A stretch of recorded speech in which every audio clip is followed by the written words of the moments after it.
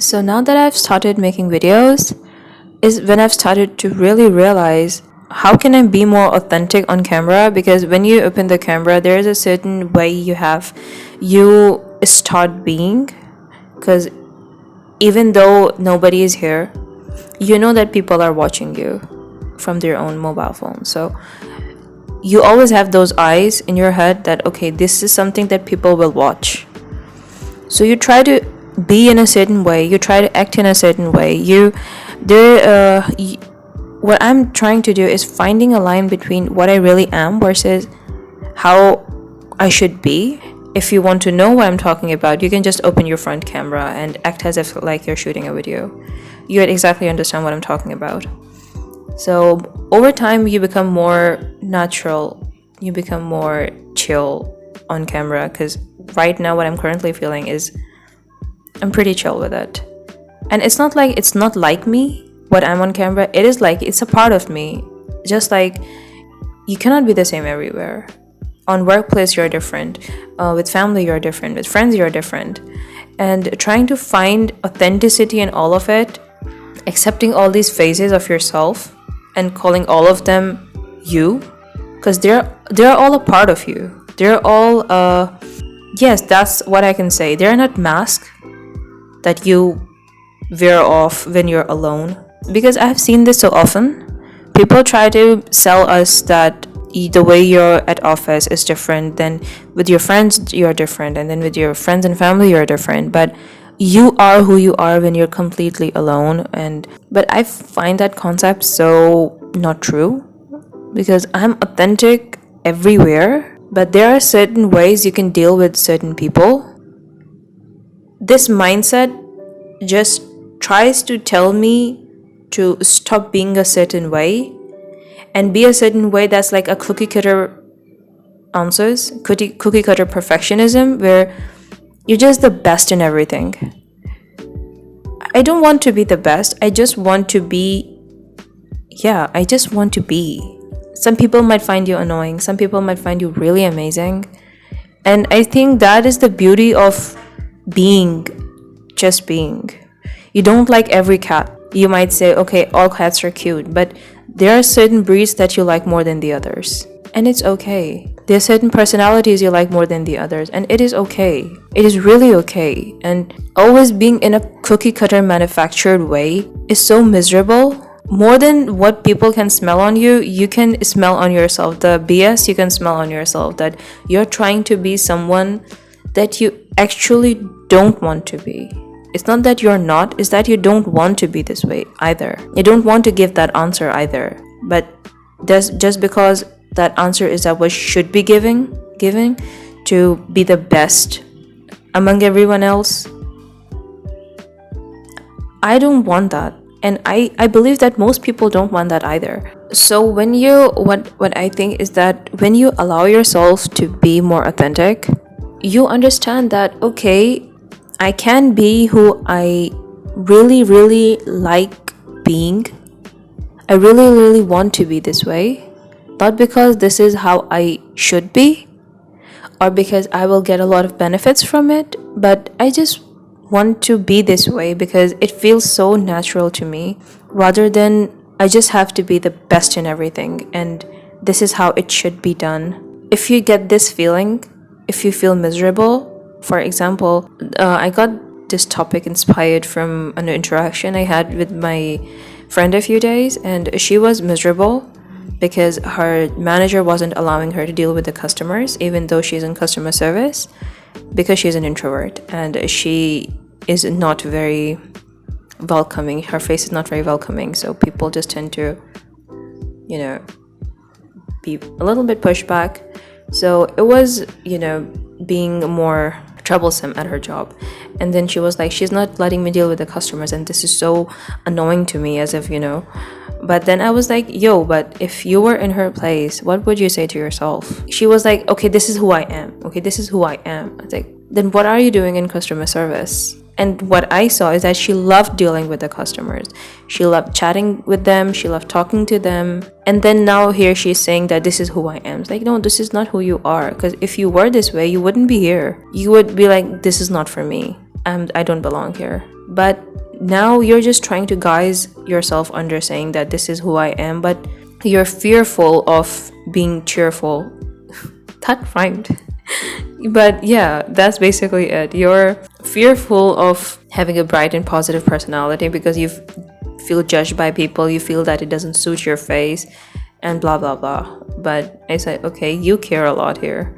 For me, I don't like screaming. I am not that kind of person that, kind of screams every time and gets aggressive. So I say, okay, teaching is not for me, because the way system is right now, they ask of you to scream, especially in elementary kids, to maintain a standard. You're always here and there. You're like, your hairs are a mess, and you're always multitasking. All of this is not for me. Kudos to all the teachers that are, but it is just a job that is not for me.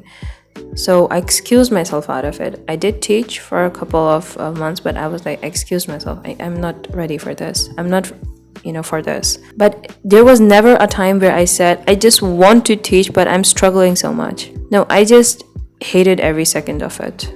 But here she loves it. She loves interacting with the customer. She loves dealing with the clients, but dealing with people, they gave her a lot of energy. But I was like, yo, you need to fix yourself up here. This is not who you really, really are.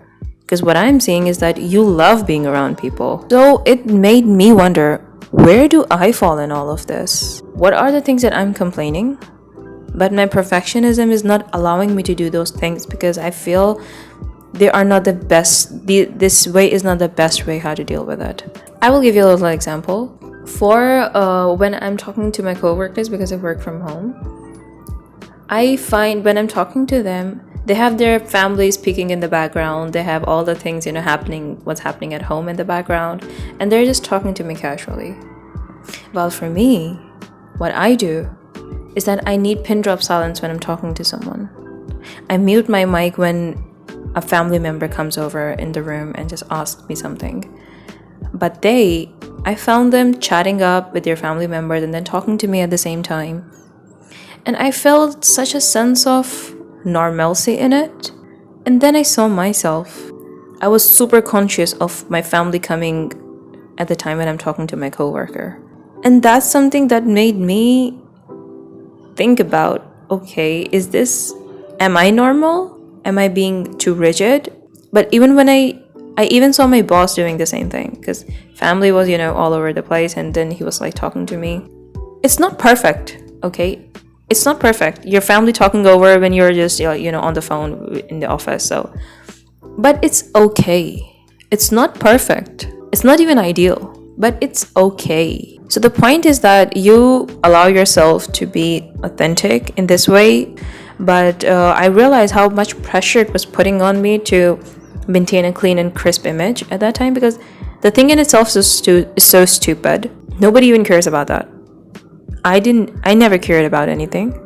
They never cared about it. So who's actually caring? That stupid mind inside this skull, that perfectionism, that's caring about it. Unrealistic, stupid, baseless standards. It's like asking a fish to fly. It's like asking a chicken to moo. Weird stuff. It'll start recommending walking on your hands, and not on your feet. It'll start recommending sleeping with, your legs in the air, or stupid stuff like that is what I can say perfectionism is.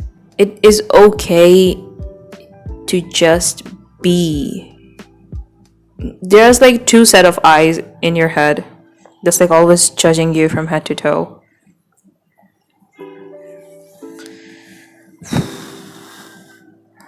I think being authentic is just being, to me. Just being chill, allowing yourself to make mistakes, because that is the most human thing you can do with yourself, to make mistakes, to learn, to move on. Forget about dyeing your hairs in a different color. Forget about, having all these piercings and styling, fashion, and forget about these things. Talking in a certain way, allowing yourself to make mistakes, and being completely okay with it is what I feel is the pinnacle of being authentic.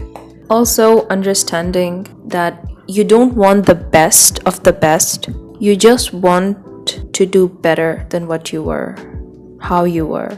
Because that is based on reality, yours and mine. You are where you are, you will start from where you are, and understanding this, being okay with it, and then moving forward from there. Don't let your mind run thousands of miles ahead of you, but keeping it in place and starting with it from where your feet stand, and not trying to achieve the best of the best, but something that you can do and trying to be better at it one step at a time, and being completely chill with it. Being human. That is the only thing that's like going on in my mind right now. Normalcy. For me, I believe that is the peak of authenticity to me. So I feel this is just my take on how I deal with perfectionism and my journey of trying to be more authentic and understanding the lines between what I want to be versus what I should be, because the should spectrum is more on the perfectionist side versus what I want to be is more on the authentic side. But there is a certain balance between the two, where you can't always do what you want to do. Of course, this is a no-brainer. And on the other hand, you can't always try to be the best in everything and forget about what you want to do. So yep, that is for this video. This is just my take, and I would love to know your take on it and what being authentic is to you and how you deal with perfectionism, because I know a certain part of you deals with it too. So please do let me know your thoughts in the comments down below, and I'll see you guys in the next video. Bye.